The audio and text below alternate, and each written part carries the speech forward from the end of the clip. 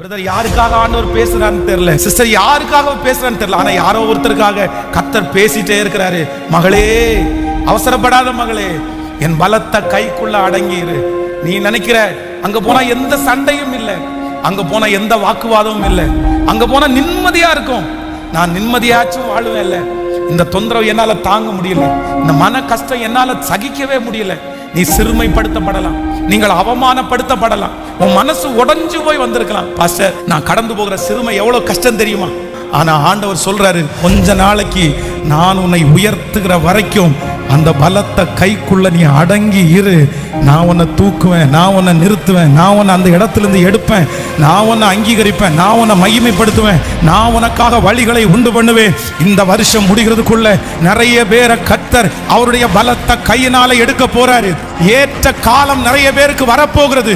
இந்த வருஷம் முடிகிறதுக்குள்ள நிறைய பேருக்கு ஒரு ஏற்ற காலமாய் நீங்க பட்டிருக்கிற சிறுமையை கர்த்தர் பார்க்க போறாரு, அவமானத்தை பார்க்க போறாரு, நீங்கள் சுமக்கிற நிந்தையை கர்த்தர் பார்த்து அங்கிருந்து ஏற்ற காலம் வரும்போது என்ன தூக்கி கொண்டு போய் நிலை நிறுத்துறதுக்கு வல்லமை உள்ள ஒரு கர்த்தர் இருக்கிறார். வேதத்தை நம்ம எல்லாரும் திறந்து ஒரு வசனத்தை நம்ம வாசிக்க போகிறோம். இன்னைக்கு ஆண்டவர் என்னுடைய இருதயத்திலே ரொம்ப அழகான ஒரு வார்த்தையை கர்த்தர் வைத்தார். 1 பேதுரு 5ஆம் அதிகாரத்தினுடைய 6வது வசனத்தை எல்லாரும் எடுத்துக்கொள்ளலாம். 6வது வசனத்தை எல்லாரும் சேர்ந்து வாசிக்க போகிறோம். ஆகையால் ஏற்ற காலத்திலே தேவன் உங்களை உயர்த்தும்படிக்கு அவருடைய பலத்த கைக்குள் அடங்கி இருங்கள். இன்னொரு விஷயம் கூட சத்தமா எல்லாரும் வாசிக்கலாம். ஆகையால் ஏற்ற காலத்திலே தேவன் உங்களை உயர்த்தும்படிக்கு அவருடைய பலத்த கைக்குள் அடங்கி இருங்கள். கர்த்தருடைய பிள்ளைகளே, வேதத்திலே பெரிய கடினமான வார்த்தைகள் சொல்லப்படாவிட்டாலும் இந்த இடத்துல ஆண்டவர் என்ன எழுதியிருக்கிறார் அப்படின்னு சொன்னா, ஒரு காலம் வரும், ஒரு நாள் வரும், ஒரு வருஷம் உங்களுக்கு வரும். அந்த ஏற்ற காலத்திலே நான் உங்களை உயர்த்தும்படிக்கு அவருடைய பலத்த கைக்குள்ள அடங்கி இருங்கள், அடங்கி இருங்கள். இந்த ஜபத்தில் இருக்கிற ஒரு சிலர் எப்ப ஆண்டவர் என்ன உயர்த்த போறாரு, என்னைக்கு ஆண்டவர் எனக்கு ஒரு உயர்வை தருவாரு, நான் இவ்வளவு கஷ்டப்படுகிறேனே, எனக்கு நெருக்கம் இருக்கிறதே, என்னை சுற்றி நெருக்குகிறார்களே, என்னை ரொம்ப கீழே வச்சிருக்கிறாங்களே. ஆனா ஆண்டவர் சொல்லுகிறார், ஒரு நாள் ஆண்டவரே நீங்க இருக்கிற அந்த கையிலிருந்து, நீங்க இருக்கிற இடத்திலிருந்து தேவன் உங்களை நிச்சயமாய் ஒரு நாள் உயர்த்துவார். அது உங்களுக்கு ஏற்ற காலமாய் இருக்கும் என்று கர்த்தர் வாக்கு கொடுக்கிறார். ஒருவேளை உங்களுடைய என்னுடைய மனசுல இதுதான் சரியான நேரம், ஆண்டவர் என்னை உயர்த்துகிறது இந்த வருஷம் தான் ஆண்டவர் என்னை உயர்த்தணும் அப்படின்னு சொல்லி நீங்க இந்த வருஷம் என்னை தூக்கி எடுங்கன்னு சொல்லி ஜெபித்து பல வருடங்களும் உங்களுக்கு தாண்டி இருக்கலாம்.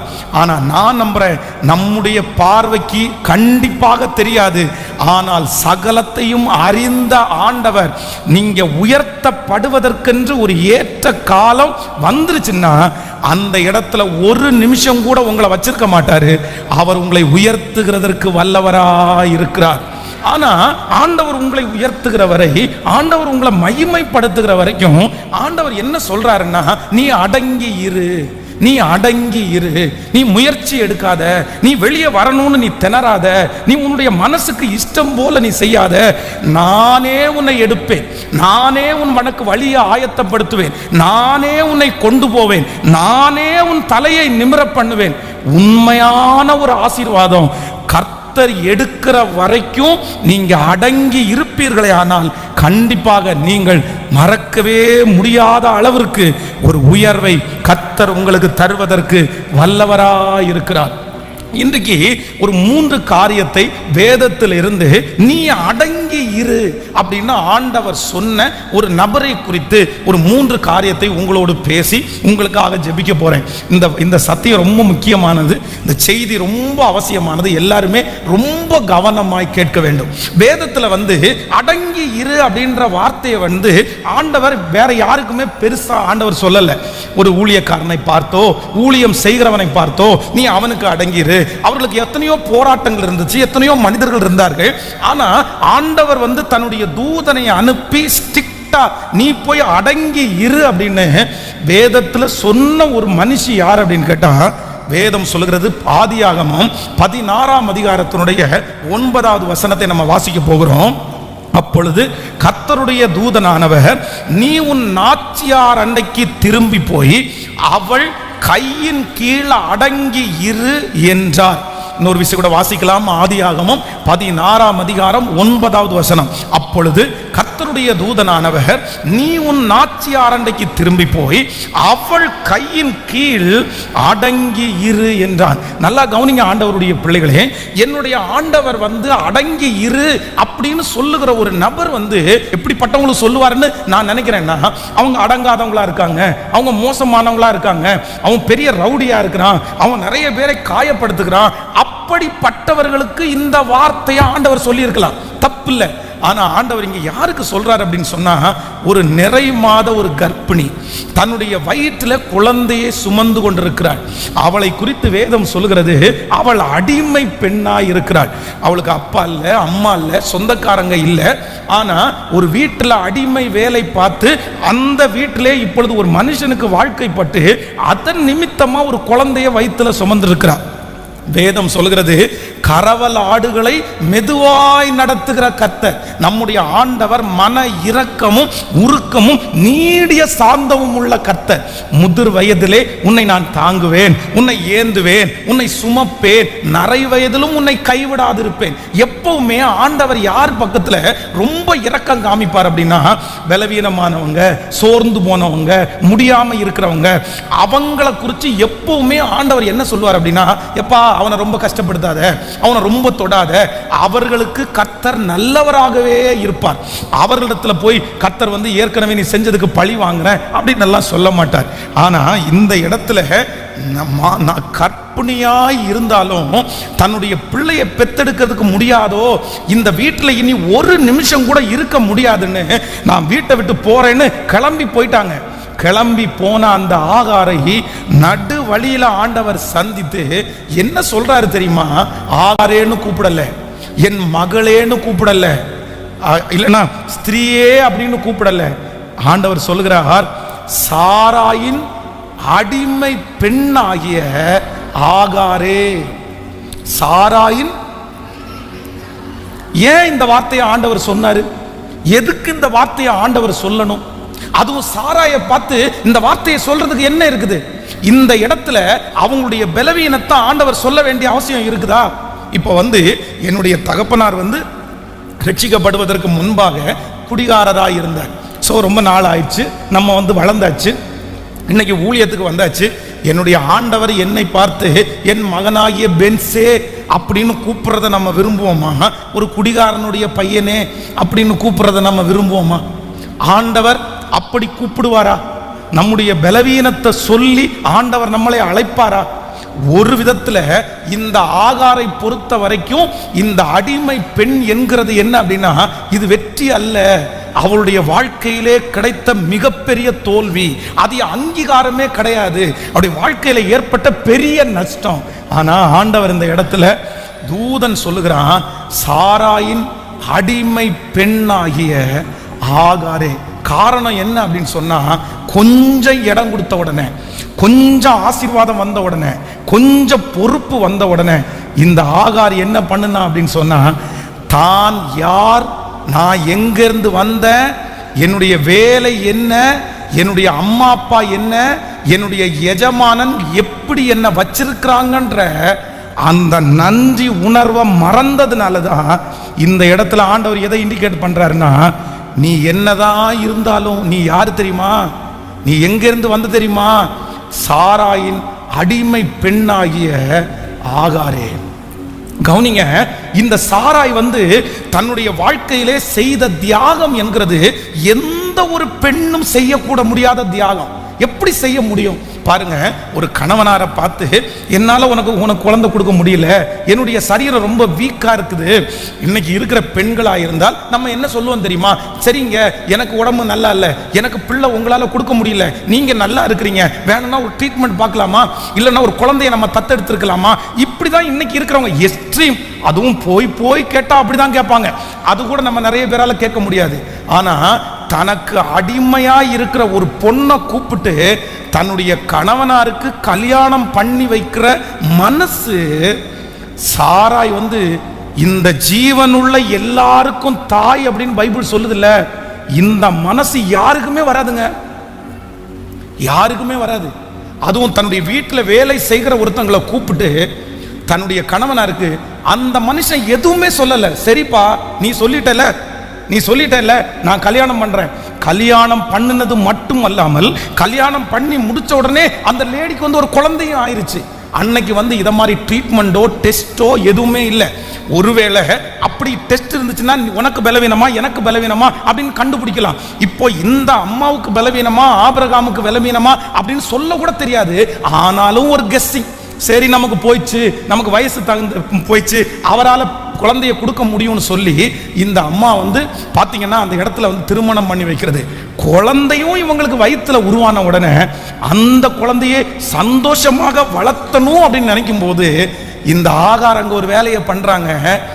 தன்னை இவ்வளவு சாக்ரிஃபைஸ் பண்ணி தன்னை தன்னுடைய கணவனாருக்கு மனைவியாய் கொடுத்த அந்த சாராயை இந்த ஆகார் எப்படி நினைச்சாங்களாமா சொல்லுங்க? அற்பமாய். அதனாலதான் ஆண்டவர் சொல்றாரு, சாராயின் அடிமை பெண்ணாகிய ஆகாரே. சிஸ்டர், ஆண்டவர் உங்க மேல கோவப்படுவார். பிரதர், ஆண்டவர் உங்க மேல கோவப்படுவார். எப்போ கோவப்படுவார் தெரியுமா? சிலர் உங்களுக்கு செய்த உதவி அவ்வளவு பெருசா இருக்கலாம், நீங்க ஒன்றும் பண்ண வேண்டாம், நீங்க கைத்தட்டு கொடுக்க வேண்டாம், நீங்க அவங்களை என்கரேஜ் பண்ண வேண்டாம், அங்க இங்கே கொண்டு போய் அவங்கள குறித்து பெருமை அடிக்க வேண்டாம்.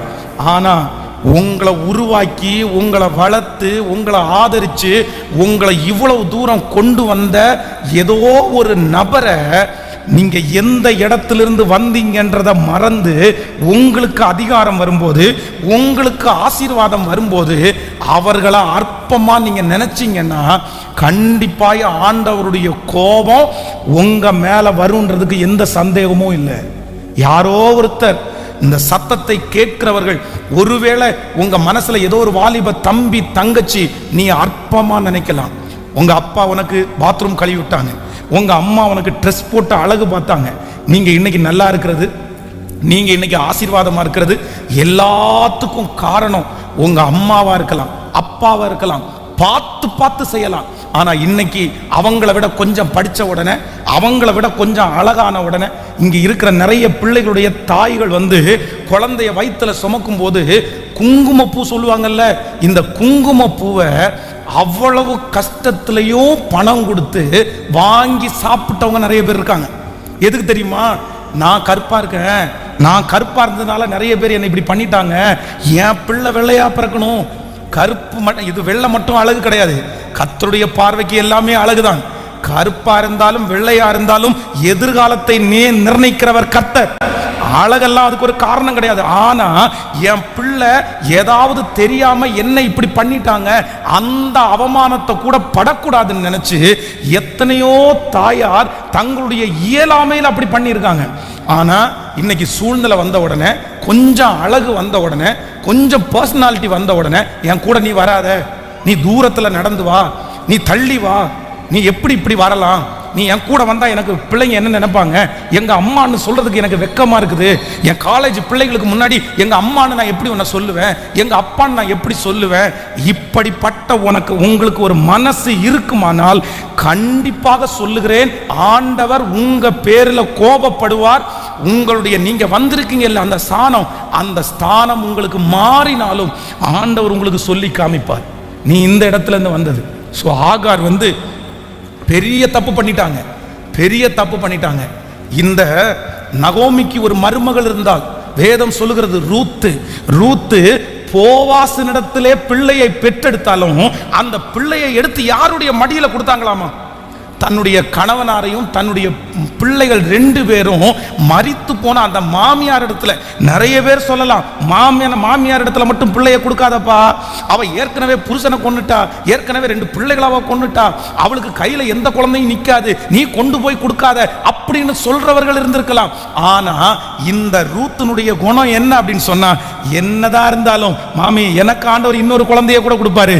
ஆனா இந்த ஊர்ல இருக்கிறவங்க எல்லாரும் நகோமி பிள்ளை பெற்றால் அப்படின்னு சொல்ற அளவிற்கு இந்த இந்த பிள்ளையை நீங்க வளர்த்துங்கன்னு சொல்லி ஏற்கனவே இழந்த அந்த 3 ஆசீர்வாதத்தையும் கர்த்தர் ஒண்ணா அவனுக்கு கொடுத்திருக்கிறார்ன்ற அந்த இருதயத்தை கர்த்தர் பார்த்தார்.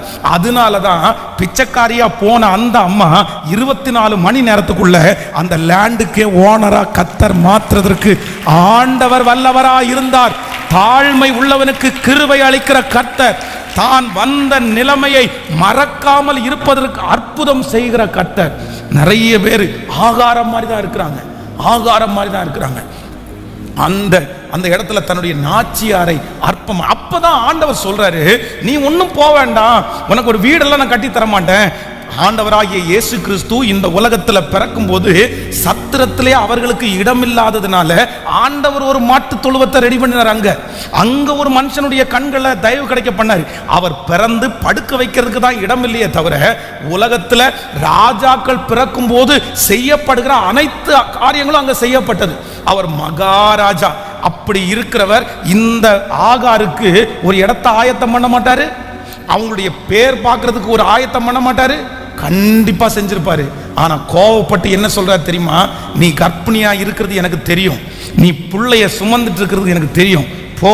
நம்முடைய பாஷையின்படி சொன்னா ஒழுங்கு மரியாதையா போய் அந்த அம்மாவுடைய கைக்கு கீழே நீ என்ன பண்ணு, அடங்கி இரு, அடங்கி இரு. ஏன் ஆண்டவர் அப்படி சொன்னார்? எதற்கு அப்படி கர்த்தர் செய்தார்?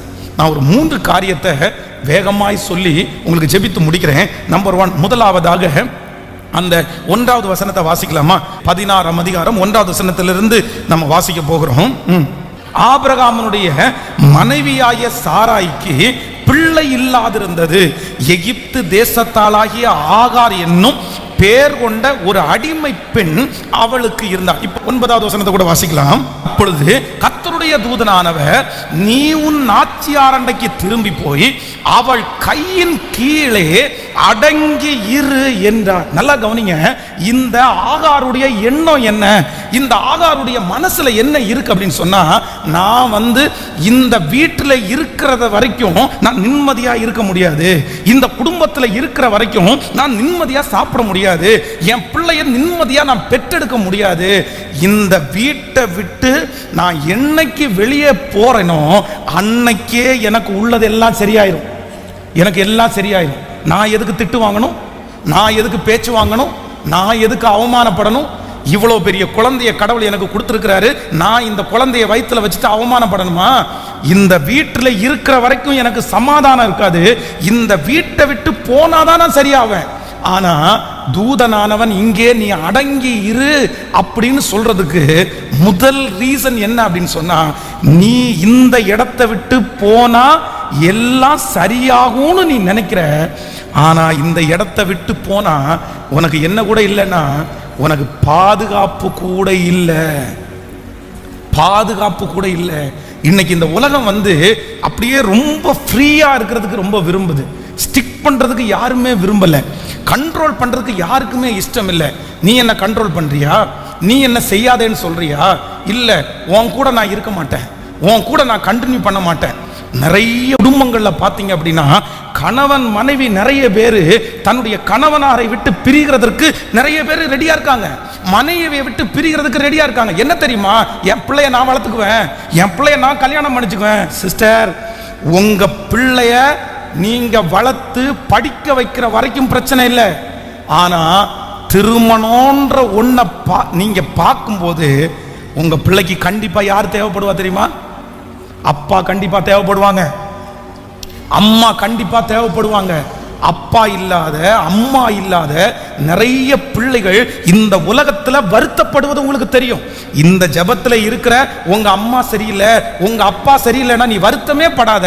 இயேசு அப்பா உனக்கு அப்பாவா இருப்பாரு, இயேசு உங்களுக்கு தாயா இருந்து நிச்சயமாய் உங்களை நடத்துவார். ஆனா நிறைய பேரை எங்க ஊழியத்துல பார்த்திருக்கிறேன், தன்னுடைய கணவனாரை விட்டுட்டு எனக்கு ஒரு பையன் இருக்கான், எனக்கு ஒரு பொண்ணு வந்திருக்கா, +2 வரைக்கும் படிக்க வச்சா போதும், அதுக்கப்புறம் அவ சம்பாரிச்சு தந்துருவா என்ன அப்படின்னு நினைச்சு தன்னுடைய குடும்பத்தை விட்டு என்னால அடங்க முடியாது, என்னால கீழ்ப்படிய முடியாது, என்னால இப்படி இருக்க முடியாதுன்னு சொன்ன நிறைய கணவனார் நிறைய மனைவி இன்னைக்கு என்னுடைய கண்களுக்கு முன்பாக கஷ்டப்படுகிறத நான் பார்க்கிறேன். கடந்த நாட்களிலே வெளி ஊழியத்துக்கு போகிறதற்காக சென்னையில் எனக்கு ஒரு ஒரு பரிசோதனை ஒன்று இருந்துச்சு. அப்படின்னா அந்த வெளி ஊருக்கு போகிறதுக்கு அவங்க அப்ரூவல் கொடுக்கறதுக்கு. அப்போ வந்து என்னுடைய ஃபைலை நான் உள்ளே கொண்டு போய் கொடுத்தேன். அப்போ உள்ளே கொண்டு போய் கொடுக்கும்போது என்னை வெயிட் பண்ண சொன்னாங்க.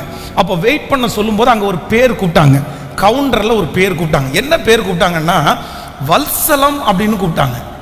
வல்சலம் அப்படி, எங்கள் அப்பாவுடைய பேர் வல்சலம், என் பேர் பென்ஸ். என்னுடைய பேரை வல்சலம்னு கூப்பிட்டோன்னா நான் வேற யாராவது இருக்குமோ அப்படின்னு நினைச்சேன். அடுத்த வார்த்தை வல்சலம் பென்ஸ் வாங்க அப்படின்னாங்க. ஓ, அப்ப என்னதான் கூப்பிடுறாங்க. அந்த அந்த யூனிட்டுக்குள்ள ஒரு 6-7 இடத்துக்கு போனேன். எல்லா இடத்துலையும் என்ன பென்ஸ் மென்ஷன் பண்ணல, என்ன பென்ஸ் யாருமே கூப்பிடல. ஆனா எதுதான் கூப்பிட்டாங்க தெரியுமா? எங்க அப்பாவுடைய பேரை சொல்லி மட்டும்தான் என்ன கூப்பிட்டாங்க. எனக்கு இருக்கிற சர்டிபிகேட், எனக்கு இருக்கிற பாஸ்போர்ட், எனக்கு அவங்க அப்ரூவலுக்கு கொடுத்த லெட்டர், இதுல எல்லாத்துலயும் ஃபர்ஸ்ட் நேம் பென்ஸ்ன்ற பேர் அல்ல. யாருடைய பேர் இருந்து தெரியுமா? என் அப்பாவுடைய பேர் தான் ஃபர்ஸ்ட் இருந்துச்சு. அப்பா இறந்து போயிட்டாருன்னா பிரச்சனை இல்லை, எங்க அப்பா இறந்துட்டாருன்ற ஒரே வார்த்தையில முடிச்சிடலாம். எங்க அப்பா எங்களை டைவர்ஸ் பண்ணிட்டு போயிட்டாருன்னு சொன்னா பரவாயில்ல, சரி எங்க அப்பா இந்த மாதிரி போயிட்டாரு அப்படின்னு நம்ம சொல்லி இன்னொருத்தங்கள்ட்ட புரிய வச்சிடலாம். ஆனா அதே நேரத்தில் அப்பா உயிரோட இருந்தும் அம்மா உயிரோட இருந்தும் ஏதோ ஒரு ரீசனை சொல்லி நான் வாழ்ந்துக்குவேன், நான் நின்னுக்குவேன் அப்படின்னு சொல்லுகிற ஒவ்வொருத்தரை பார்த்த ஆண்டவர் என்ன சொல்றாருன்னா, சில நேரத்தில் நம்முடைய மனசுல வெளியே போனா எல்லாமே சரியாயிரும் நம்ம நினைப்போம். ஆனா ஆண்டவர் என்ன சொல்றாரு தெரியுமா? நீ சரியா எப்போ உனக்கு வெளியில இருக்கிற சூழ்நிலை சரியாகுதோ அப்ப நான் இந்த பலத்த கையினால உன்னை என்ன பண்ணுவேன்னா உன்னை வெளியே நான் கொண்டு போவேன். ஆண்டவருடைய பிள்ளையே, இங்க இருக்கிற வாலிப தம்பியா இருக்கலாம், தங்கச்சியா இருக்கலாம், இந்த சத்தத்தை கேட்கிற யாரோ ஒருத்தர் உங்களுக்கு ஏதோ ஒரு பையன் கொடுக்கிற நம்பிக்கை, ஒரு பொண்ணு கொடுக்கிற நம்பிக்கையில இத்தனை நாளும் அடங்கி இருந்த அம்மாவை விட்டு அப்பாவை விட்டுட்டு நீ ஃப்ரீயா அப்படியே ஈஸியா கண்டிஷனே இல்லாம எங்க அப்பா திட்டிட்டே இருக்காரு, எங்க அம்மா திட்டிட்டே இருக்கிறாங்க அப்படின்னு நினைச்சு நீ வீட்டை விட்டு வெளியே போகணுன்ற அந்த மனசு உனக்குள்ள இருக்குமானால் மரணம் வரைக்கும் ஒன்றை மட்டும் ஞாபகம் வச்சுக்க. இந்த ஊழியக்காரர் சொன்ன கர்த்தருடைய வார்த்தையை தயவு செய்து ஞாபகம் வச்சுக்கோ. உன்னுடைய வாழ்க்கையில இவங்களை விட்டுட்டு போனா சரியாகும்னு நீ எதையெல்லாம் நினைக்கிறியோ அத்தனை பிரச்சனையும் 10 மடங்கா உன் தலை மேல வந்து நிற்கும் போது நீ பரிதபிக்கப்பட்டவனாய் மாறிவிடுவாய்.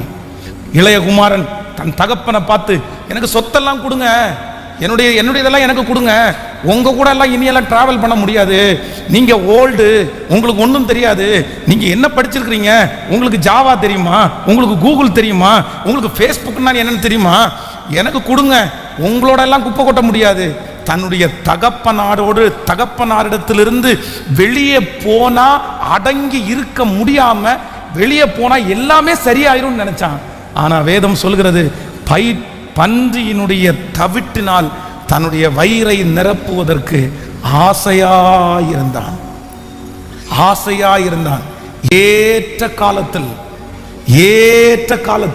பிரதர், ஏற்ற காலம்ன்றது உங்களுக்கு தெரியாது சிஸ்டர், ஏற்ற காலம்ன்றது எனக்கு தெரியாது. ஏற்ற காலத்தை நம்மளால கண்டுபிடிக்கவும் முடியாது. ஏன் அப்படின்னா என்னுடைய காலங்கள் என் கரத்திலே அல்ல, என்னுடைய காலங்கள் யாருடைய கரத்தில் இருக்கு அப்படின்னா கர்த்தருடைய கரத்தில் இருக்குது.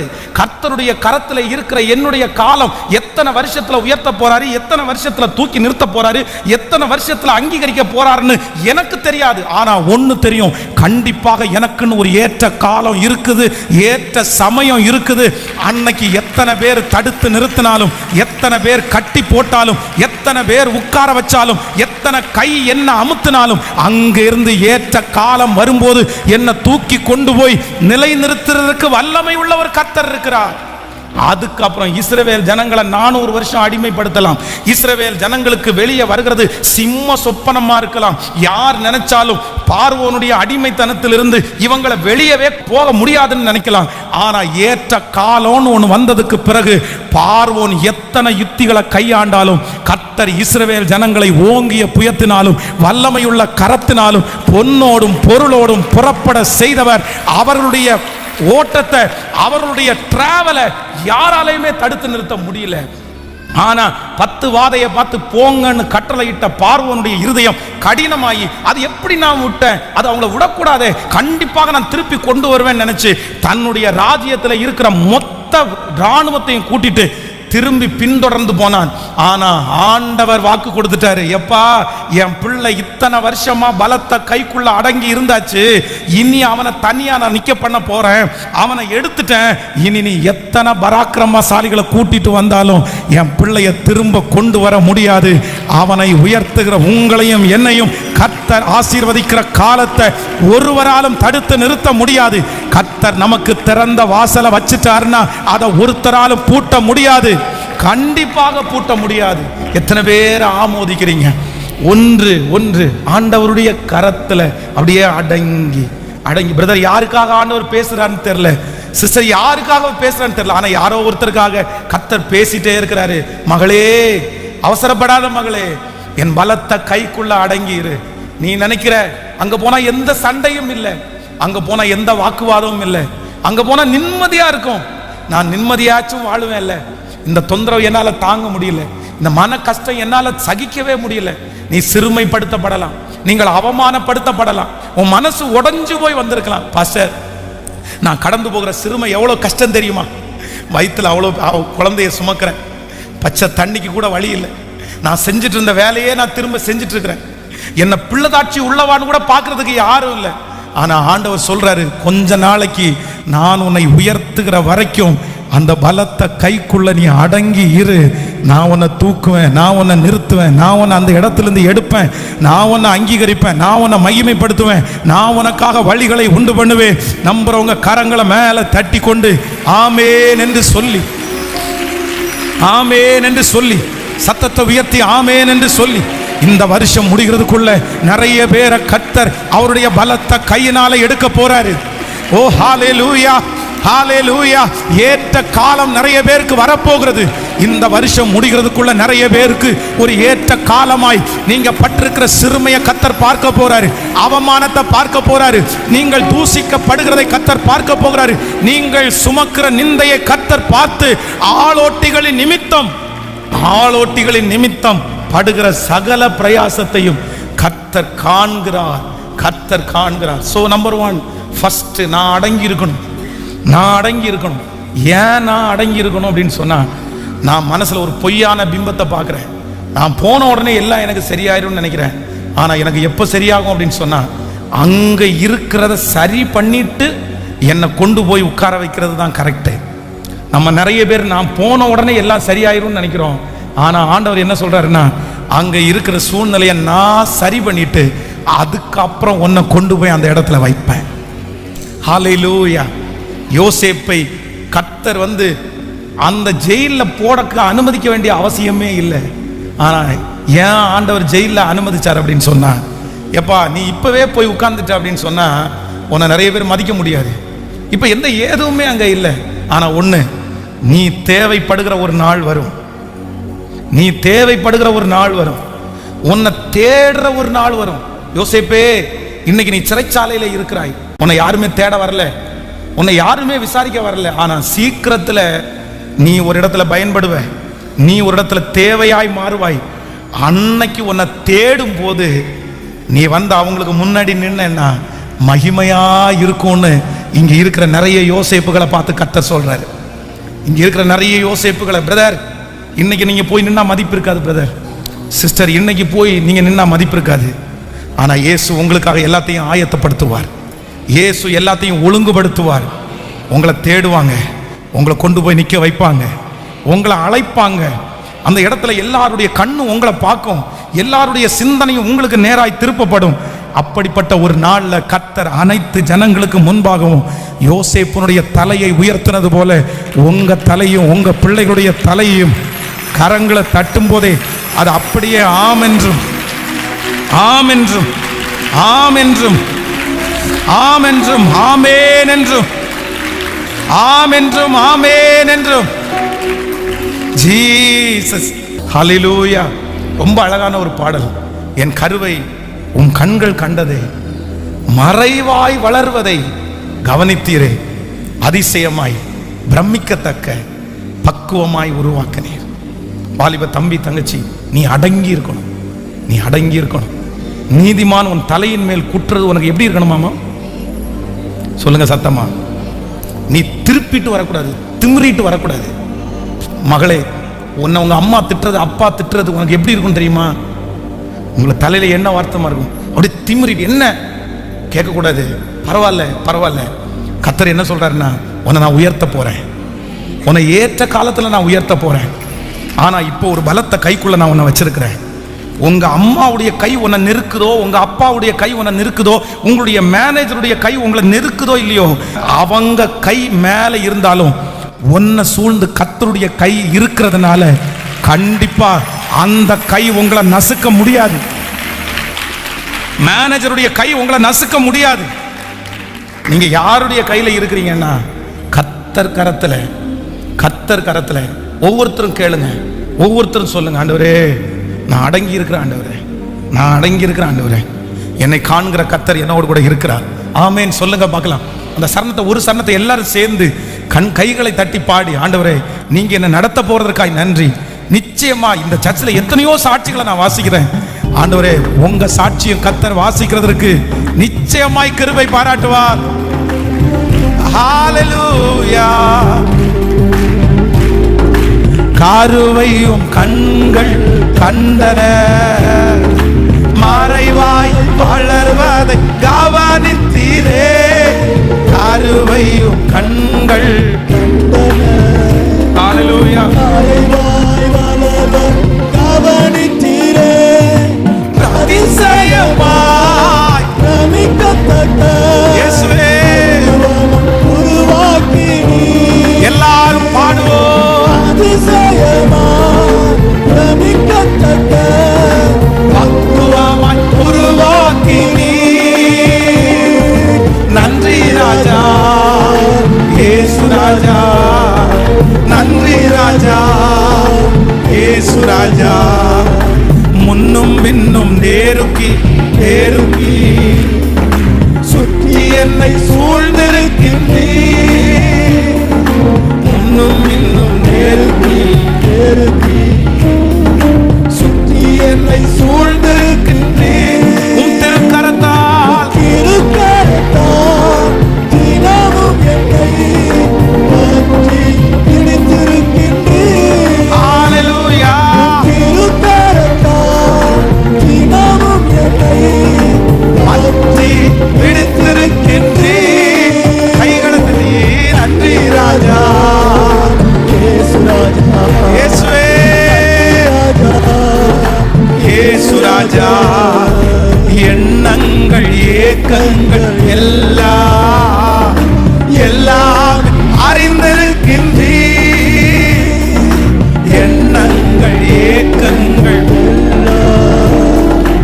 எல்லாமே அறிந்திருக்கின்றீர். ஹalleluya. நடந்தாலும் அடுத்தாலும் அப்பா நீ அறிந்திருக்கின்றீர். ஓ ஹalleluya. நடந்தாலும் அடுத்தாலும் அப்பா நீ அறிந்திருக்கின்றீர். நன்றி ராஜா இயேசு ராஜா. முழு பலத்தோ ராஜா இயேசு ராஜா. என்னை காண்பவரே, தினம் காப்பவரே, என்னை காண்பவரே, தினம் காப்பவரே. சொல்லுங்க, ஆராய்ந்து ஆராய்ந்து அறிந்திருக்கின்றீர். சுற்றி சுற்றி சூழ்ந்திருக்கின்றீர். இயேசுவே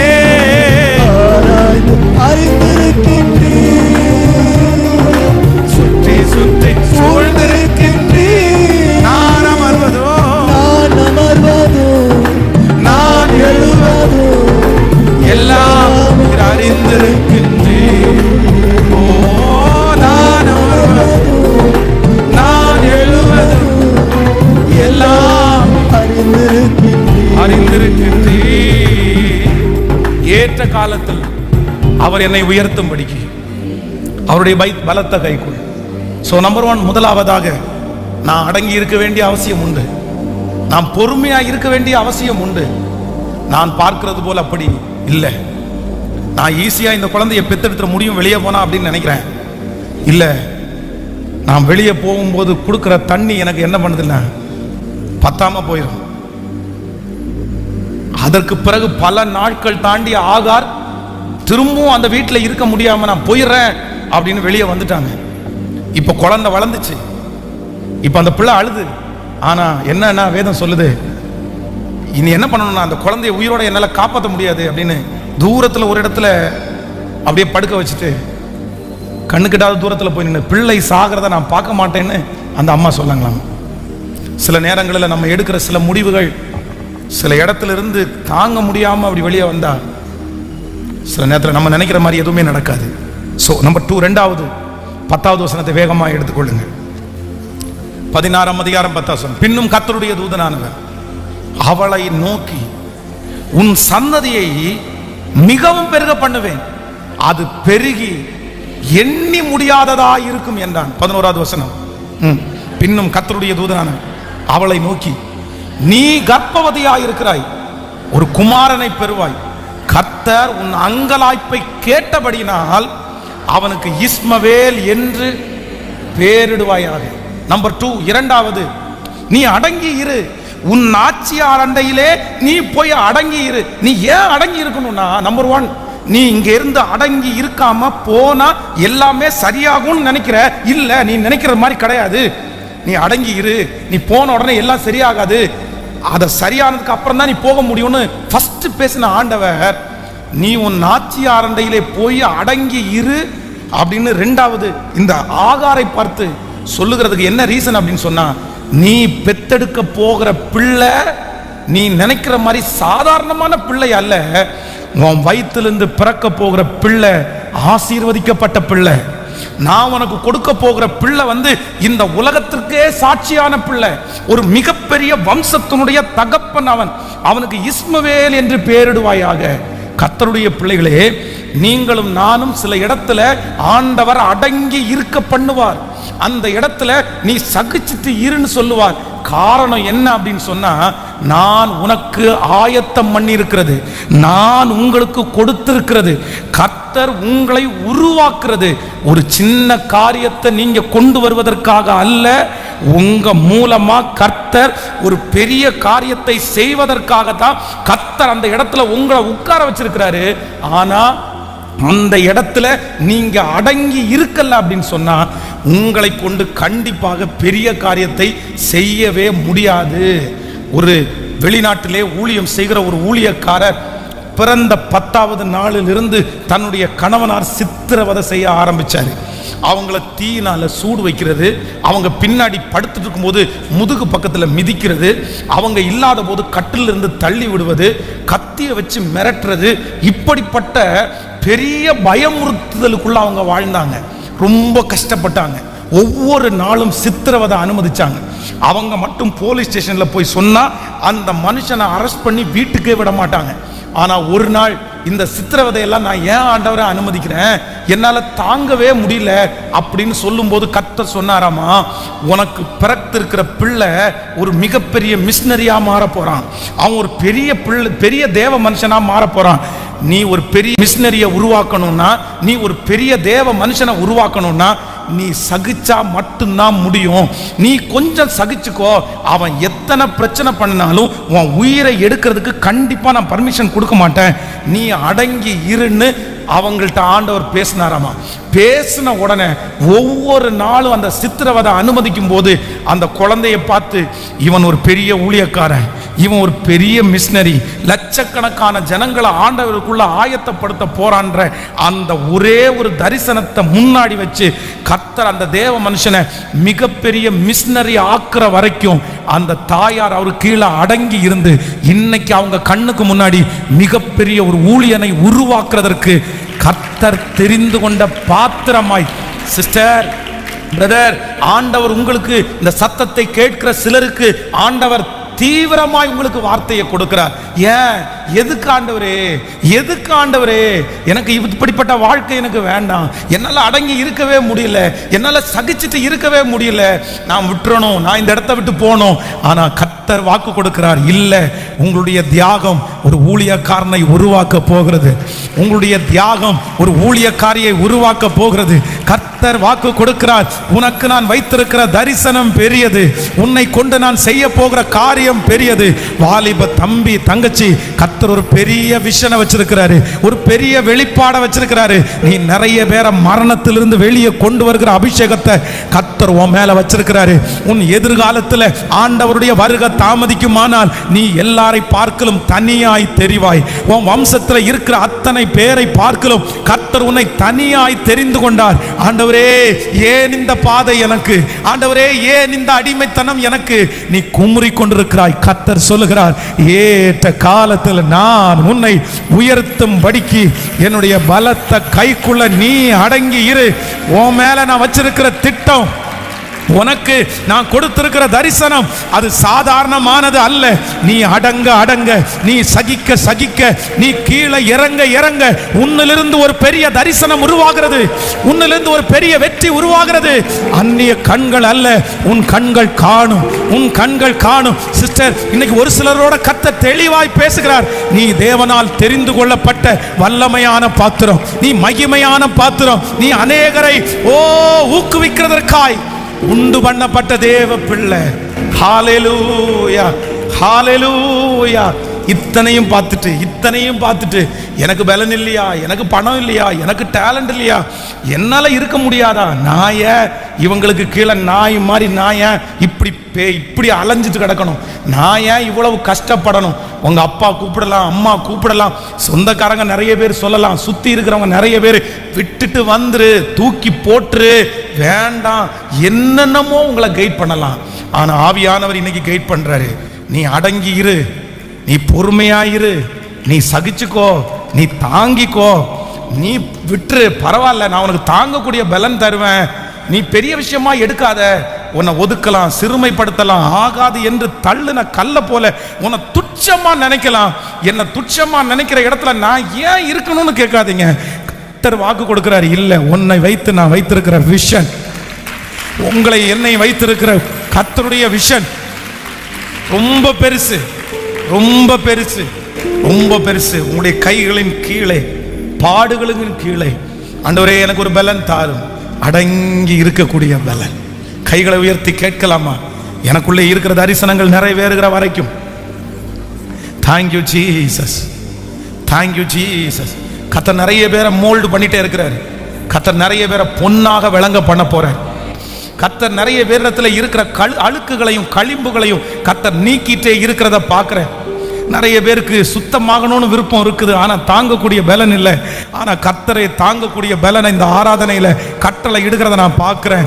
அந்த பவரை தாங்கக்கூடிய பலனை கர்த்தர் தர்றாரு, அந்த அக்னியை தாங்கக்கூடிய பலனை தர்றாரு, அந்த அவமானத்தை தாங்கக்கூடிய பலனை கர்த்தர் தர்றாரு. அம்மா, எஸ், கர்த்தருடைய மகிமை உங்க மேல நிறைய பேர் மேல ஊற்றப்படுது. அந்த பலவீனத்தை தாங்கக்கூடிய பலனை கர்த்தர் தர்றாரு, அந்த நிந்தையை தாங்கக்கூடிய பலனை இப்ப கர்த்தர் தர்றாரு. இல்ல இல்ல, ஹalleluya, ஓ ஜீசஸ், ஜீசஸ், ஜீசஸ், ஜீசஸ். தள்ளப்பட்ட ஆகாது என்று தள்ளப்பட்ட இந்த கல் மூளைக்கு தலைக்கல்ல ஆகும் என்று கர்த்தருக்கு தெரியும். இது மாணிக்கம் ஆகும் என்று கர்த்தருக்கு தெரியும். ஓ ஹalleluya. உம்முடைய பலத்த கைக்குள்ள, உம்முடைய பலத்த கைக்குள்ள, உம்முடைய பலத்த கைக்குள்ள நீர் உயர்த்துகிற வரைக்கும், நீர் மேன்மைப்படுத்துகிற வரைக்கும் நன்றி ஆண்டவரே. அடங்கி இருக்கக்கூடிய கிருபையை எங்களுக்கு தருகிறதற்காக நன்றி, எங்களுக்கு தருகிறதற்காக நன்றி. யோசேப்பு ஆண்டவரை பார்த்து கேட்ட, ஆண்டவரே, நான் ஏன் ஆண்டவரை சிறைச்சாலையில் இருக்கணும்? நான் சிறைச்சாலையிலே இருப்பதற்கு நான் என்ன பண்ணினேன்? உங்களுக்காக பக்தி வைராக்கியம் காமிச்சது தப்பா? பாவம் செய்ய வரும்போது பாவம் செய்யாம நான் உங்களுக்காக நின்னது தவறா? இந்த ஜபத்தில் இந்த சத்தத்தை கேட்க யாரோ ஒருத்தர் சொல்லிட்டே இருக்கலாம் இதே வார்த்தையை. நான் இன்னைக்கு கஷ்டப்படுகிறதுக்கு காரணம் அன்னைக்கு உங்களுக்காக நின்னதுனால தானே ஆண்டவரே. நான் கஷ்டப்படுகிறதுக்கு காரணம், இன்னைக்கு அவமானப்படுறதுக்கு காரணம் உங்க நாமத்திற்காக நான் பார்த்த காண்பித்த பக்தி வைராக்கியம் தானே ஆண்டவரே காரணம். அதனால தான் நான் இன்னைக்கு கஷ்டப்படுறேன், அதனால தான் நான் இன்னைக்கு கஷ்டப்படுறேன். ஆனா யோசேப்பு ஒன்றை மட்டும் புரிஞ்சுக்கணும். யோசேப்பே, உன்னை உன் கூட பிறந்த சகோதரர்களை மாதிரி நான் உன்னை செலக்ட் பண்ணல, உன் கூட பிறந்த சகோதரர்களை மாதிரி உன்னை செலக்ட் பண்ணல. ஸ்பெஷல், நீ ஒரு ஸ்பெஷல், நீ ஒரு ஸ்பெஷல். நீ என்னுடைய கரத்தில் உருவாக்கப்பட்ட ஒரு மிகப்பெரிய ஆயுதம். உன்னை எகிப்திற்கே தலைவனா மாத்த போறேன், உன்னை எகிப்திற்கே தலைவனா மாத்த போறேன். உன் மூலமாய் நான் செய்கிற காரியம் பயங்கரமாயிருக்கும். உங்களையும் என்னையும் கொண்டு கர்த்தாவே உம்முடைய கையிலே அடங்கி இருக்கக்கூடிய கிருபையை இப்பொழுது ஜனங்கள் மத்தியிலே கட்டளையிடுவீராக.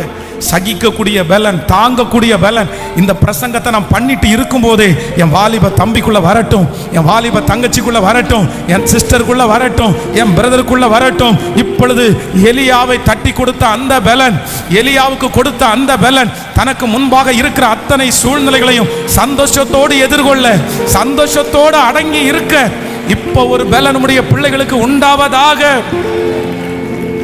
ஹalleluya. Thank you Jesus. Thank you Jesus. ஆமென் சொல்லுங்கள் பார்க்கலாம். கைகளை அசைத்து ஒரு ஹalleluya சொல்லுங்க. சோ நம்பர் 3, மூன்றாவதாக ஒரு தேவனுடைய பிள்ளை இந்த ஆகாரை பார்த்து, கர்ப்பிணியான தன்னுடைய வயிற்றில் பிள்ளையை சுமந்து கொண்டிருக்கிற அந்த ஆகாரை பார்த்து, சாராயின் அடிமை பெண்ணாகிய ஆகாரே, உன் நாச்சியாரிடத்திலே போய் நீ அடங்கி இரு அப்படின்னு ஆண்டவர் அந்த சாராயை பார்த்து சொல்றதற்கு தேர்ட் ரீசன், மூணாவது ஒரு ரீசன் இருக்குது. என்ன ரீசன் அப்படின்னு சொன்னா, அந்த 11வது வசனத்தை வாசிங்க. 16ஆம் அதிகாரம். பின்னும் கர்த்தருடைய தூதனான அவளை நோக்கி, நீ கர்ப்பவதியாய் இருக்கிறாய், நீ ஒரு குமாரனை பெறுவாய், கர்த்தர் உன் அங்கலாய்ப்பை கேட்டபடியினால் அவனுக்கு இஸ்மவேல் என்று, அப்படின்னா ஏற்கனவே ஆசீர்வாதம் இல்லாத அனாதையை போல் நீ இருந்தாய், நீ அடிமையாய் இருந்தாய். ஆனா நீ எல்லா அடிமைகளை போல அல்ல, ரொம்ப பர்ஃபெக்ஷனா நீ இருந்த. உன்னுடைய நாச்சியாரே உன்னை பார்த்து பிரமிக்கிற அளவுக்கு நீ ரொம்ப நல்லா இருந்த நீ. ஆனா ஒரு பிளஸ்ஸிங், ஒரு ஆசீர்வாதம்னு ஒண்ணு வந்த உடனே உன் மனசு, உன் சரீரம் எல்லாமே மாறிடுச்சு. ஆனா நெக்ஸ்ட், ஏற்கனவே சாராய் உனக்கு கொடுத்த அந்த பிளஸ்ஸிங்கை தவிர நான் உனக்கு ஒரு பிளஸ்ஸிங்கை தருவேன். ஆனா சாராய் கொடுத்த அந்த பிளஸ்ஸிங்ல நீ தவறுன. சாராய் கொடுத்த அந்த பிளஸ்ஸிங் வரும்போது நீ பெருமைப்பட்ட. சாராய் கொடுத்த அந்த பிளஸ்ஸிங் வரும்போது நீ எல்லாரையும் அற்பமா நினைச்ச. ஆனா நான் உனக்கு அடுத்து தரப்போகிற அந்த ஆசீர்வாதத்துல நீ நல்லா இருக்கணும் அப்படின்னா, நீ பெருமைப்படாமல் இருக்கணும்னா, அந்த ஆசீர்வாதம் உனக்குள்ள தக்க வைக்கப்படணும்னா நீ என்ன பண்ணணும் அப்படின்னு சொன்னா, இப்ப போய் நீ அடங்கிரு. பிரதர், சிஸ்டர், இன்னைக்கு நிறைய பேர் அந்த சத்தத்தை கேட்கிற ஆண்டவருடைய பிள்ளைகளை கர்த்தர் அடங்கி இருக்க பண்ணுற. நீ அடங்கி இருன்னு கர்த்தர் சொல்றாரு. இந்த துன்பத்தை எல்லாம் நீ சகிச்சுக்கோ, இந்த வேதனை எல்லாம் தாங்கிக்கோ, இந்த பாடுகளை எல்லாம் சகிச்சுக்கோ. கர்த்தர் ஏன் சொல்றாரு அப்படின்னு சொன்னா, இல்லப்பா இல்ல, உனக்கு ஆசீர்வாதம் வரும்போது அது கையாள தெரியாது, சந்தோஷம் வரும்போது கையாள தெரியாது. இதுக்கு முன்னாடி வந்த பதவி, இதுக்கு முன்னாடி வந்த பணம், இதுக்கு முன்னாடி வந்த நிறைய செல்வாக்குகளை நீ கையாள தெரியாம நிறைய நீ இழந்துட்ட. ஆனா இந்த பலத்த கைக்குள்ள நீ அடங்கி இருக்கும்போது எவ்வளோ பெரிய ஆசீர்வாதங்கள் வந்தாலும் அதை ரொம்ப சுலபமாய், பிரச்சனை வந்தாலும் கையாளுவீங்க, ஆசீர்வாதம் வந்தாலும் கையாளுவீங்க. நீங்கள் சந்திக்கிற அனைத்து வெற்றியையும் தோல்விகளையும், நீங்கள் சந்திக்க போகிற அனைத்து வெற்றியையும் தோல்வியையும் நீங்கள் சுலபமாய் சந்திப்பதற்கு, நீங்க ரொம்ப சந்தோஷத்தோட சந்திப்பதற்கு, அது உங்களை சேதப்படுத்தாதபடிக்கு கர்த்தர் சொல்லுகிறார், உங்களை மோல்டு பண்ணுகிற, உருவாக்குகிற அந்த பலத்த கைக்குள்ள நீங்க அடங்கி மட்டும் இரு. நான் உன்னை நிச்சயமாய் ஒரு நாள் உயர்த்துவேன். ஒரு நாள் வரும் சோதனை, அப்ப நீ என்ன சொல்லுவே அப்படின்னா, என்னை பலப்படுத்துகிற கிறிஸ்துவினால் எல்லாவற்றையும் எனக்கு செய்ய. பிரதர், இந்த புகழ்ச்சியை எப்படி பிரதர் மேனேஜ் பண்றீங்க? கர்த்தர் கொடுத்த பலன் பிரதர். பிரதர், இந்த சோதனையை, இவ்வளவு பெரிய பிரச்சனையை எப்படி பிரதர் நீங்க மேற்கொள்ளுகிறீங்க? இது கர்த்தர் ஏற்கனவே 10 வருஷத்துக்கு முன்னாடியே அவருடைய பலத்த கைக்குள்ள என்னை வச்சு கர்த்தர் மோல்டு பண்ணி என்னை உருவாக்கிட்டாரு. இனி உலகமே என்னை எதிர்த்து வந்தாலும் என் இருதயம் பதறாது, என் இருதயம் பதறாது. என் இருதயம் கர்த்தரை நம்பி திடனா இருக்கும். நீங்க திடனா இருப்பீங்க, சவால்களை சந்திப்பீங்க, பிரச்சனைகளை சமாளிப்பீங்க. ஹalleluya. உங்க தகப்பனார் தடுமாறின, உங்க தாயார் தடுமாறின நிறைய போராட்டத்தை நீங்க ஜெயிப்பீங்க. நீங்க சந்திச்சு அதுல ஜெயத்தை பெற்றுக் கொள்வீர்கள். கர்த்தர் அந்த இடத்துல உங்களை பெரிய சக்திகளாக, பெரிய பராக்கிரமசாலிகளாக, ஆமென் ஆமென், அந்த கிருபை கிடைக்கட்டும். வாலிப தம்பி மேல, தங்கச்சி மேல, பிரைஸ், ஹalleluya. அந்த அனாயிண்டிங், இப்போ இப்போ மலைகளை மிதித்து குன்றுகளை தவிடுபடி ஆக்குற ஒரு மகிமை இப்பொழுது பிள்ளைகள் மேல இது கூர்மை உள்ள கர்த்தருடைய கையிலே இருக்கிற ஒரு பட்டயமாய், ஒரு கேடகமாய். Thank you Jesus, thank you Jesus. Praise, praise, praise. அடங்கி இருக்க அந்த பவர், அந்த வல்லமை இப்பொழுது, அந்த வலிமை உடைய பிள்ளைகளுக்கு பெருகட்டும். ஹalleluya. முன்மாரியை ஊற்றும், பின்மாரியை ஊற்றும். Thank you Jesus. ஏற்ற காலத்தில் அவர் எங்களை உயர்த்தும்படிக்கு, ஏற்ற காலத்தில் அவர் எங்களை உயர்த்தும்படிக்கு அவருடைய பலத்த கைக்குள்ள அவர் என்னை உயர்த்துகிற வரைக்கும், அவர் கையை திறந்து நீ போ அப்படின்னு விடுகிற வரைக்கும் என்னுடைய வாழ்க்கை அவருடைய கைக்கு கீழே அடங்கி இருக்கும். ஆமென் சொல்லுங்க. தண்ணீரிலிருந்து எடுக்கப்பட்ட மீன் எஜமானனுடைய கையிலே துடிச்சுட்டே இருக்குது, தண்ணிக்காக ஏங்குது, எப்படியாவது வெளியே குதிச்சிடணும்னு நினைக்குது. ஆனா அந்த மீன் எப்போ உயிரோட இருக்கும் அப்படின்னு சொன்னா, அந்த எஜமானன் கொண்டு போய் தண்ணிய வைக்கிற வரைக்கும் தன்னுடைய கையை அந்த எஜமானன் திறக்க மாட்டான், அடைச்சே வச்சுக்குவான். அது திணறும், அது மூச்சு திணறும், அது அங்கேயும் இங்கேயும் அடிக்கும். ஆனாலும் அந்த எஜமானன் தன்னுடைய கையை விரிக்க மாட்டான். காரணம் என்னன்னா, இப்ப நான் கையை திறந்தா இந்த மீன் கீழே விழுந்து தண்ணீர் இல்லாம செத்து போயிடும்னு எஜமானனுக்கு தெரியும். ஆனா மீனுக்கு தெரியவே தெரியாது. அந்த மீன் ஒன்றை மட்டும் நம்பணும், என் எஜமானன் எப்ப தண்ணியை பார்க்கிறாரோ அப்ப தண்ணிக்கு மேல கையை கொண்டு வச்சு கையை விரிச்சிடுவாரு. அப்பொழுது என்னுடைய வாழ்க்கை உயிர் அடையும், நான் உயிர் அடையும். இந்த ஜபத்துல இருக்கிற நிறைய பேருக்கு கர்த்தர் அப்படிதான் சொல்றாரு. அவருடைய கையில நீங்க இருக்கிறீங்க, நீங்க திணறிட்டு இருக்கிறீங்க. ஆனா கர்த்தர் உங்களை அடக்கி வச்சிருக்கிறாரு. கர்த்தர் உங்களை குட்டிட்டே வச்சிருக்கிறாரு. கர்த்தர் அவமானத்தின் மேல அவமானம், நிந்தை மேல நிந்தை, பாடுகள் மேல பாடுகள். இயேசுவே என்னை கைவிட்டீரா, எனக்கு மூச்சு திணறுது ஆண்டவரே, என்னால சகிக்க முடியல, என்னால உள்ள இருக்க முடியல, என்னால இருட்டா இருக்குது, என்ன தூக்க மாட்டீங்களா, என்ன நிறுத்த மாட்டீங்களா?